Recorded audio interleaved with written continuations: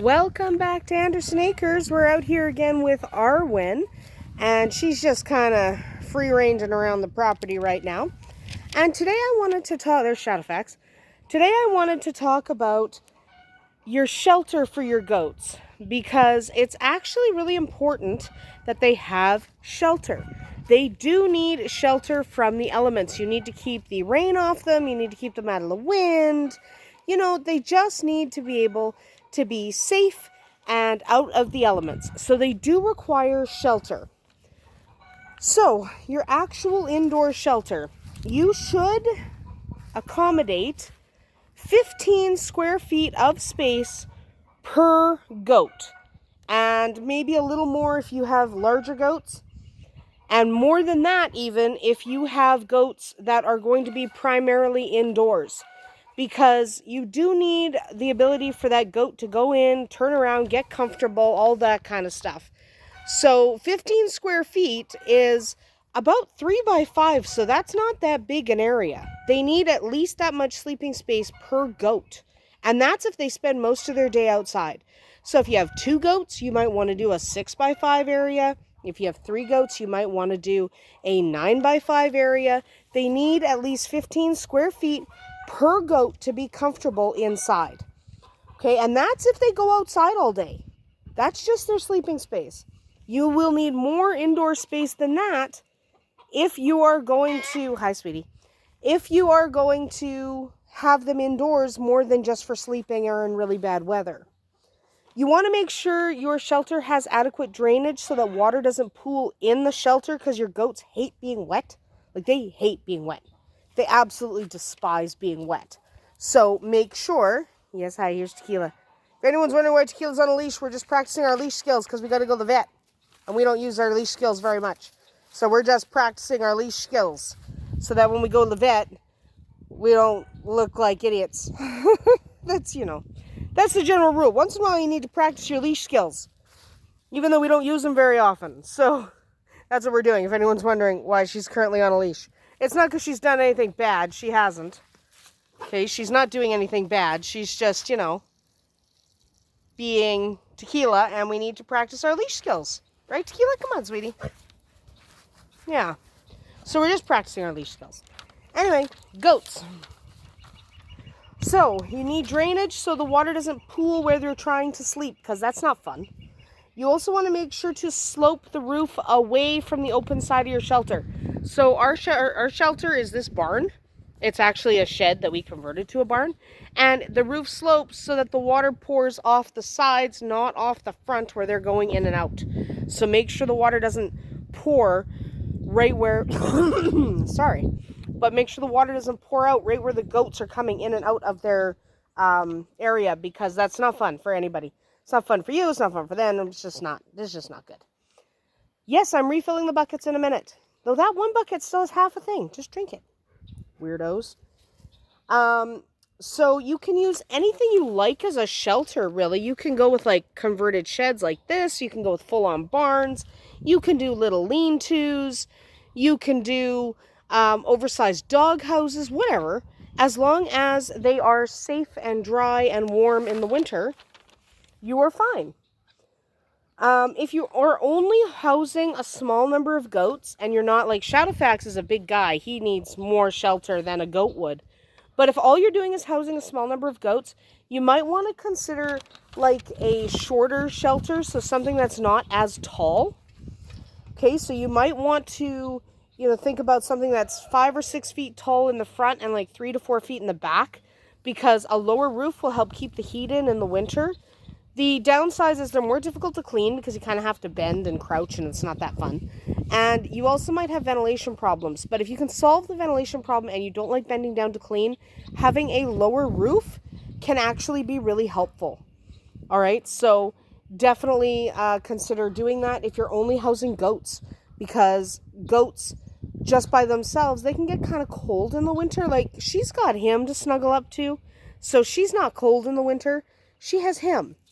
So because she has him, I'm not overly worried that she's going to get cold. But if I didn't have him, I would provide her with a small lean-to, that she could crawl into, and that didn't have too high a roof, because when the roof is high, that allows more heat to rise, because heat rises. So then you end up with not really a great situation where your goats are getting cold. So if I only had goats, I would do a much lower ceiling. But since I have more than just goats, I just kind of go with what I've got. You want to keep ventilation flowing. You need to keep the air moving. Not having ventilation is the quickest way to kill your goats. So accommodate ventilation. Like, we have little vents up under the roof. We have the big double doors that are open 90% of the time. So we like to keep the air moving. You do want to keep it dry, draft-free, but you still need a lot of ventilation.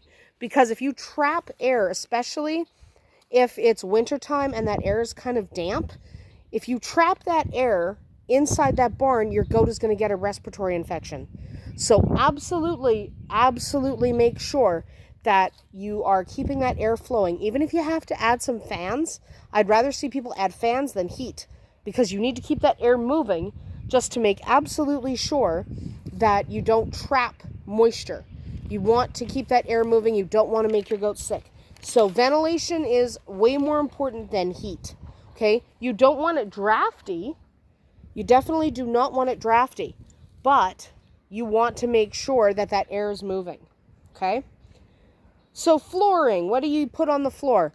Preferably not concrete. In most climates, concrete is really cold in the winter and it'll chill your goats. So unless you live somewhere where it's actually really hot all year long, don't use concrete. Dirt works, clay works, sand floors work. You can even use a wood floor. Be warned that wood does retain moisture, so if you don't take care of that wood properly, you are going to have to replace it periodically, which is not really that big a deal.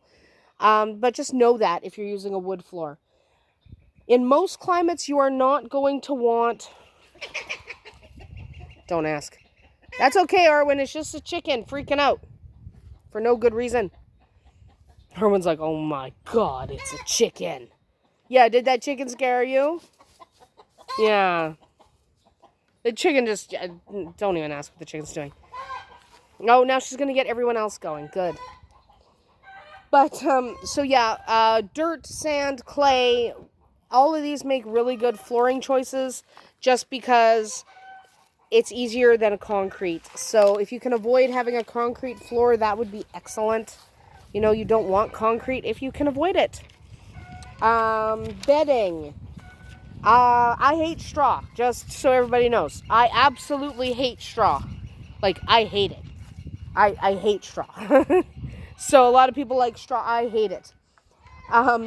You do need about 4 inches of bedding for your goat, your horse too. I mean, everybody needs about 4 inches of bedding. So you definitely want to think about what to use for bedding. You might use straw, you might use a hay, you might use sand, shavings, whatever. As long as it's absorbent so it wicks the moisture away from the animals. You don't want your goats all wet. She's not sick, by the way. Every time she rubs her head on the ground, someone's like, whoa, she should see a vet. No, she's fine. She's just Arwen, and she's a little bit weird, and she's scratching herself on the fence board. She's fine. And we're going under. We might bail. There you go. Can you do it? Go! You can do it. She's like, no, my legs are stuck. Come on. There you go. Pull your feet all the way in. There you go. Yeah, she's a weirdo. Anyway, so you do need some kind of bedding, something that will allow her to lay down, to be comfortable, to be happy. So you definitely want to make sure you have something that'll work for your animals. Which bedding you use is up to you. You don't have to use sand. You can use straw. You don't have to use straw. You can use hay. Whatever. As long as it gets the moisture away from the animals, you're fine. Okay? You can use a lot of different choices. How often to clean your shelter? Okay, so this one is one of those moments where everyone has a different opinion. So you might clean it daily and rebed it. I don't like doing that because it wastes a lot of bedding. Usually the amount of soilage in the bedding is not enough to warrant cleaning it every day. But, every few days is good. You might also need, in your area, you might want to do the deep litter method. I will do a whole video on deep litter, but basically what deep litter means is you are adding bedding on top of the old bedding. Instead of cleaning out that bedding, you're adding enough to keep the bedding dry, but you're not necessarily adding more than that. So you tend only to clean that every few months, like a few times a year. I only do deep bedding in the winter because one of the downsides is sometimes deep bedding can smell a little bit, and it smells less in the winter. How you doing there, Shadowfax? So I do deep bedding in the wintertime. I don't do it in the summer. In the summer, I just clean out the barn every few days. It's not really that big a deal. If you do deep litter in your area, then you're probably going to do it in the winter. So it's a good idea to kind of keep an eye on how it's retaining moisture, because you definitely want to make sure that it's dry. And if you're having trouble maintaining the deep litter, scrape it out, start again. Deep litter is nice and warm in the winter because things are kind of breaking down and releasing heat. It's chicken. So it's nice to have because it releases a little more heat into your barn, but it can also be kind of a pain in the butt, and not everybody likes it. So if you don't like deep litter, that's okay. You don't have to use deep litter. Okay, so use what works for you. If you don't like the deep litter method, don't do it. It is good compost, though. When you do clean out your barn, the deep litter method is excellent for composting. Hi, bud. So definitely think about deep litter, but if you just don't like it or just don't like the idea, you don't have to do it.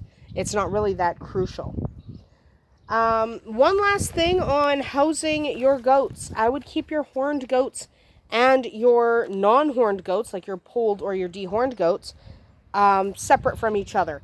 And the reason I would do that is simply because they can injure each other if they're kept too close together inside. So if you don't have a lot of space inside, you might not want your horned goats sharing that indoor space with your non-horned goats, just so that nobody gets injured. If you have a larger indoor space, it's probably fine. And it's fine to have them in the pasture together. It's just if they're locked inside a building in one little pen together, the goats without horns might end up injured because they can't protect themselves the way a goat with horns can. So I wouldn't mix them in small spaces, but if you have large indoor spaces or when they're out in the pasture together, they're probably fine together. Unless you have an overly aggressive goat, and then you'll probably be separating him anyway. Anyway, that is about it for us here today at Andersen Acres. We will see you tomorrow.